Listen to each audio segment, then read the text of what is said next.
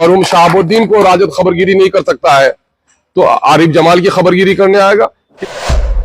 आरिफ जमाल साहब की जो शहादत हुई है, जालिमों ने जो उनकी निर्मम हत्या की है। Select 24 न्यूज में आपका स्वागत है। मैं हूं मोहम्मद सादिक। एआईएमआईएम के प्रदेश अध्यक्ष अख्तरुल ईमान सीवान पहुंचे। एमआईएम नेता आरिफ जमाल की 23 दिसंबर 2023 को गोली मारकर हत्या कर दी गई थी। आज उनके परिवार से मुलाकात करने पहुंचे एमआईएम के प्रदेश अध्यक्ष अख्तरुल ईमान ने एक प्रेस कॉन्फ्रेंस को संबोधित किया। उन्होंने कहा, जो राजद पूर्व सांसद मरहूम डॉक्टर मोहम्मद शहाबुद्दीन की नहीं हो सकती, वह आरिफ जमाल की क्या होगी। गौरतलब है कि आरिफ जमाल की भाभी नसीमा जमाल राजद की प्रवक्ता हैं और वह लगातार सरकार की हिमायत करती नजर आ रही हैं। तो आइए सुनते हैं अख्तरुल ईमान को इस प्रेस कॉन्फ्रेंस में उन्होंने क्या कुछ कहा। आज मेरा यहाँ आना हुआ है अपने मरहूम भाई जनाबे आरिफ जमाल साहब की जो शहादत हुई है, जालिमों ने जो उनकी निर्मम हत्या की है, उनके सीने पे गोली चलाकर उन्हें कत्ल किया है। हम उसके गम में शरीक होने के लिए आए। बाहर था मैं, कई प्रोग्राम थे जिसकी वजह से बर वक्त मैं ना आ सका था। मेरी तरफ से पार्टी के यूथ स्टेट प्रेसिडेंट जनाब आदिल हसन साहब और दीगर हमारे सभी रफ़ा तजीज़ो तकफीन में भी शामिल थे। हुकूमत वक्त और पुलिस के एहलकारों से हम लोगों ने बात की है कि हुकूमत के लॉ एंड ऑर्डर के फेलियर का नतीजा है कि एक ऐसा मुखलिस नौजवान जिस पर कभी कोई दाग नहीं रहा, जिनका किरदार साफ और शफाफ रहा और जो सामाजिक कारकुन था और पार्टी का हमारा साबिक कन्वेनर, डिस्ट्रिक्ट कन्वेनर भी रहा है, उसकी ये निर्मम हत्या हुकूमत के नाअहली की वजह से हुई है। इस वजह से जहां हम उसके गम में शरीक हैं, वही हुकूमत से ये मुतालबा कर रहे हैं कि हुकूमत कातिलों को जल्द अज जल्द गिरफ्तार करे। इसके साजिश में जो लोग शामिल हैं, ऐसे तमाम तो लोगों की सजा जेल की सलाखों पे नहीं बल्कि उन लोगों को मौत के बदले में मौत की सजा दी जाए। इनके फैमिली, इनके बिलखते यतीम बच्चे और उनकी सिसकती हुई बेवा के लिए हुकूमत फौरी तौर पर 50 लाख रुपये का मुआवजा दे और उनकी बीवी को सरकारी मुलाजमत दे। चूंकि जान, माल, इज्जत और आबरू के तहफ़्फ़ुज़ की जिम्मेदारी हुकूमत की है और हुकूमत अगर इसे नाअहल अगर होती है तो उसको उसका हर्जाना और उसको जुर्माना के तौर पर यह रकम अदा करनी चाहिए। हम सिवान के सियासी समाजी कारकुनों से कहेंगे कि हम इंसान हैं, हम दरिंदे नहीं हैं। हमारे इख्तलाफात लफ्जों से होंगे, हमारे इख्तलाफात अपनी बातों से होंगे। हम दलील के साथ अपनी बात मनवाएंगे, दलील के साथ दूसरे की बात मानेंगे। सियासी तौर पर हमारा कोई आदमी इख्तलाफ करे तो वो आदमी हमसे इख्तलाफ करने वाला हो सकता है, हमारा दुश्मन नहीं हो सकता। और जहां तक मैं समझता हूं कि एमआईएम के लोगों को निशाना बनाया जा रहा है, तो मैं ये समझता हूं कि ऐसे लोग कहीं ना कहीं किसी राजनीतिक घरों से उनका ताल्लुक होगा जो एमआईएम के लोगों को खौफजदा करना चाहते हैं। एमआईएम की तमाना आवाज पूरे बिहार में अकलियतों, दलितों, मजबूरों, शोषितों और वंचितों की हिमायत में उठती है, उस आवाज को बंद करना चाहते हैं। मैं हुकूमत बिहार से भी मुतालबा करता हूं कि ये जमहूरियत के गला घोटने के मुतरादिफ है। एक जमाल की गिरफ्तारी, एक आरिफ जमाल की हत्या नहीं है बल्कि ये जमहूरियत की भी हत्या है कि जमहूरी अंदाज में कोई सियासी कारकुन अपनी बात को रखे तो उसको डराया और धमकाया जाए। आमतौर पे देखा जा रहा है बिहार में जिस तरीके से हत्याओं का दौर चल रहा है, क्या लग रहा है कि ये सिर्फ राजनीतिक हत्या है या कुछ आपसी रंजिश इस मामले में? देखिए, राजनीतिक हत्या से भी इनकार तो नहीं किया जा सकता, लेकिन हुकूमत की नाअहली का सबसे बड़ा सबूत है।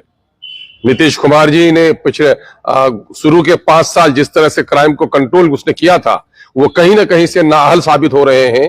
और इस वक्त बेटियां महफूज नहीं है, शराब पर पाबंदी है लेकिन शराब की नदियां बह रही है।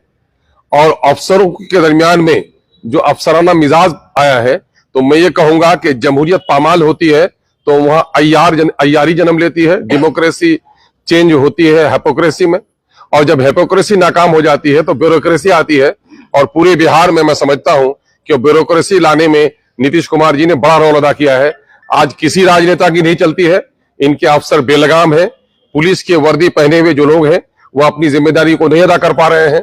आज रिश्वत का बाजार जितना पूरे बिहार में गरम है, बेटियों की, मासूम बच्चों की के साथ जो रेप हो रहा है, जो हत्याएं हो रही हैं, बैंकों में जो लूट और खसोट है, तो लगता है कि कानून नाम की कोई चीज बाकी नहीं है। आपने सर कहा कि खून का बदला खून, और दूसरी चीज है कि कुछ लोग ये बात कह रहे हैं कि यहाँ भी बुलडोजर राज लानी चाहिए। तो दोनों चीजें सर इस तरह आप जो बात बोल रहे हैं, नहीं, तो क्या असर में मैं उन वहशियों में नहीं हूँ जो मैं बुलडोजर की बात करूं। मैं हिंदुस्तान का एक जिम्मेदार शहरी हूं, इसलिए अदालत का काम अदालत को करने देना चाहिए, पुलिस को अपनी जिम्मेदारी अदा करना चाहिए, आवाम को भी एहतजाज जमहूरी अंदाज में करने का हक है।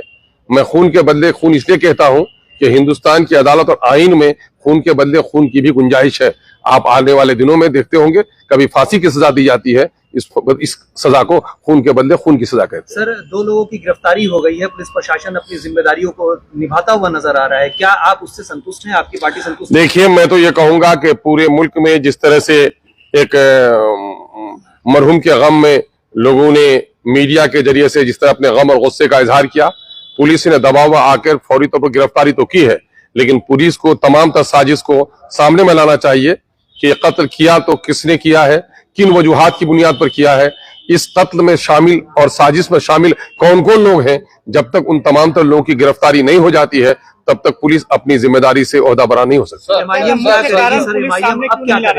एमआईएम शुरू दिन से आप देख रहे होंगे कि इस गमनाक खबर को सुनते ही हम बिहार के जिम्मेदारों ने भी और कौमी सतह पर हमारे जिम्मेदार और हमारे सरपंच जनाब बैरिस्टर असदुद्दीन साहब ने भी आवाज उठाई है। हम इस वक्त अपनी पूरी ताकत और तवानाई के साथ हुकूमत पर दबाव डालेंगे कि हुकूमत इस हमारे मरहूम जनाब भाई आरिफ जमाल के कातिलों को जहां से भी हो ढूंढ निकाले, इनके कत्ल के वजूहात को सामने में लाए और उनको करार वाकई सजा दे। क्या लगता है कि एमआईएम को जब दबाने की कोशिश की जाएगी, एमआईएम में लोगों का हुजूम बढ़ता जाएगा और एमआईएम उभर के सामने आएगा? कुछ वसूलों का नशा है, कुछ मुकद्दस ख्वाब थे, यही फी जमाना शहादत के असबाब थे। मामला यह है कि जिनको वसूलों का नशा है और जिन लोगों ने भारत की सरजमीन में, मुकद्दस सरजमीन में इंसाफ और अमन को कायम करने का इरादा ठाना है, वो शहादत से नहीं डरते। यकीनन है कि एमआईएम के लोग डरते नहीं हैं। मुख्य कारण जो है कि सामने नहीं आ रहा है, पुलिस क्यों नहीं लाना चाहती? मैं तो यही कि मुतालबा कर रहा हूं कि खानापुरी से काम नहीं चलेगा कि आपने 1-2 आदमी को गिरफ्तार कर दिया और आप अपनी जिम्मेदारी से अलग हो गए। आप लाइए, पुलिस के जिम्मेदारों की ये जिम्मेदारी है कि कातिल कौन है और कत्ल क्यों किया गया है और इस कत्ल की साजिश में कौन कौन लोग हैं। इन तमाम तो लोगों को जब तक सामने में नहीं लाती है उस वक्त तक ये 2 आदमी की गिरफ्तारी लपापोती ही की जा सकती है। गिरफ्तारी हुई है, 2 लोगों की गिरफ्तारी हुई है। आरिफ जमाल की जो भाभी हैं, उनकी पारिवारिक सदस्य है, उनका कहना है कि इसमें प्रशासन का कहीं दोष नहीं है, जिला प्रशासन, बिहार सरकार कहीं दोष नहीं है, वो राजद नेता भी है। आपका क्या, आप तो सीधा प्रशासन और मैं समझता हूं कि किसी खातून के हवाले से बात आपने कही है और चलिए, भाभी भी हो सकती हैं, भाई भी हो सकते हैं। दुनिया में बहुत सारे भाई भी हम लोगों ने देखे हैं, बहुत सारे भाभी भी देखे हैं।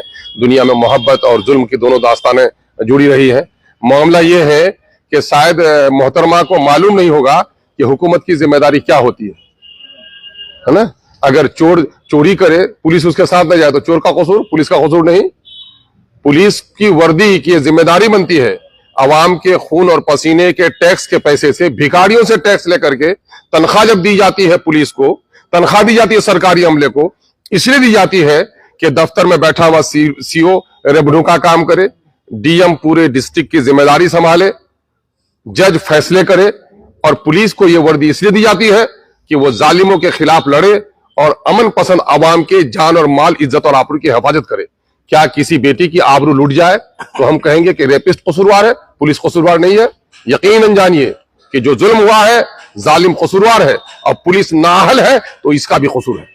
आने वाले वक्त में फैमिली से भी राजनीति की जा रही है, क्योंकि उनकी भाभी आरजेडी में है। हमने भी जब उनसे प्रश्न पूछा था कि आपके प्रदेश के कोई भी कद्दावर नेता आपके इस बुरे हालात में भी आपके घर तक नहीं पहुंचे हैं, एमआईएम लगातार आपके साथ है, उन्होंने कहा था कि सरकार काम कर रही है। क्या आपको लगता है कि क्या वाकई आरजेडी के लोग उनके साथ शामिल हैं या फिर एमआईएम लगातार? अब मैं आरजेडी के बारे में क्या कहूं भाई, सवाल ये पैदा होता है ये जमीन मरहूम शहाबुद्दीन साहब की सरजमीन नहीं है, गसुल भी हो चुका, लोग कफना चुके, जिनके खातिर मरे वो ये कहने लगे मरने वाले से अब रिश्ता नाता है क्या, कब्र तक जाना जरूरी नहीं। ये तो राजद का मामला रहा है। जब मरहूम शहाबुद्दीन को राजद खबरगिरी नहीं कर सकता है तो आरिफ जमाल की खबरगिरी करने आएगा? किस ख्वाब में लोग हैं? आप ऐसी उम्मीद मत रखिए इनसे। एमआईएम में कई कार्यकर्ताओं की हत्या हुई है, क्या लग रहा है कि आने वाले चुनाव में आप लोग इसको मुद्दा बनाएंगे क्या? मैं मुद्दा बनाऊंगा हर इंसाफ पसंद मीडिया के साथियों को, हर वो इंसान जिसका जमीर जिंदा है, हर वो इंसान जिसकी गैरत जिंदा है, वो इसको सवाल बनाएगा हुकूमत से सवाल पूछेगा।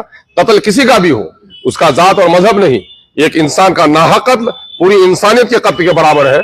और कत्ल और दरिंदगी के खिलाफ आवाज उठाना हमारा फरीजा है। हम इख्तिदार की हवस के लिए लड़ाई नहीं लड़ते, इस मुल्क की सालमियत के लिए, इस मुल्क की फिजा को मोहब्बत से लबरेज करने के लिए और मुल्क के आइन के मुताबिक हुक्मरानी की लड़ाई हम लड़ रहे हैं, हम सत्ता की लड़ाई नहीं लड़ रहे हैं।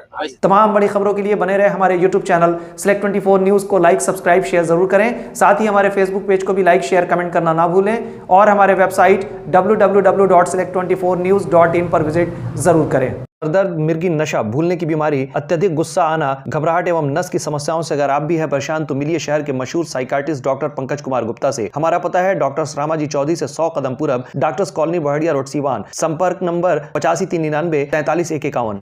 अब आपके शहर सिवान के लक्ष्मीपुर में भरपूर सुविधाओं के साथ hotel select and marriage hall. आपको बता दें 20 अक्टूबर से भारी डिस्काउंट के साथ बुकिंग शुरू है। इसमें आपको मिलेगा फुल्ली एयर कंडीशन, साथ ही बुकिंग के साथ टेंट का सारा सामान जैसे बर्तन और चूल्हा बिल्कुल फ्री। जल्द ही किसी कार्यक्रम को अच्छे वातावरण में करने के लिए बुक करें hotel select and marriage hall. हमारा पता है लक्ष्मीपुर, सिसवन ढाला, सिवान। हमारा संपर्क नंबर है 8797327330। एक बार जरूर पहुंचे और इस भारी डिस्काउंट का लाभ जरूर उठाएं।